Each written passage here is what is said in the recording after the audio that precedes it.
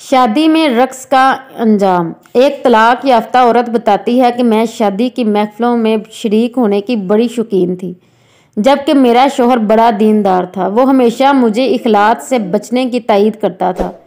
ایک روز میں شادی کی محفل میں گئی۔ محفل میں شریک عورتیں رقص کر رہی تھیں۔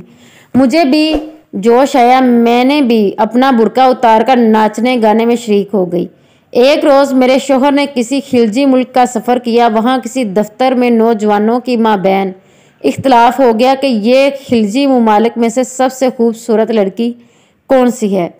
ایک نوجوان فوراً اٹھا ایک ویڈیو کیسٹ لا کر حاضر کر دی، جسے اس نے میرے ملک کے کسی آدمی سے چوری چھپے بھاری قیمت دے کر خریدا تھا۔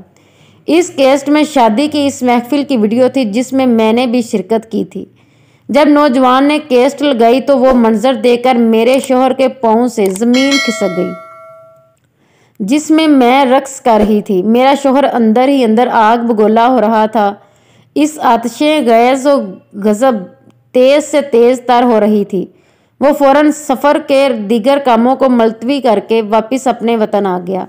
گھر پہنچے تو میرے اور اس کے درمیان زبردست جنگ چھڑ گئی اور میرا انجام بھی وہی ہوا جو کسی عورت کے لیے سب سے تکلیف دہ ہوتا ہے۔ اب میں متعلقہ ہوں اور میری زندگی عذاب سے گزر رہی ہے۔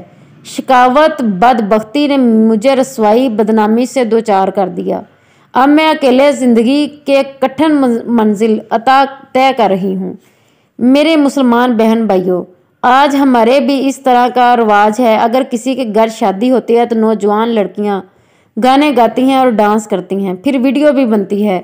کئی لوگ موبائلوں میں ویڈیو بنا کر پھر انٹرنیٹ پر شیئر کر دیتے ہیں۔ پلیز اس میسج کو ہر طرف پھیلا دو، اس سے کسی بہن کی زندگی برباد نہ ہو۔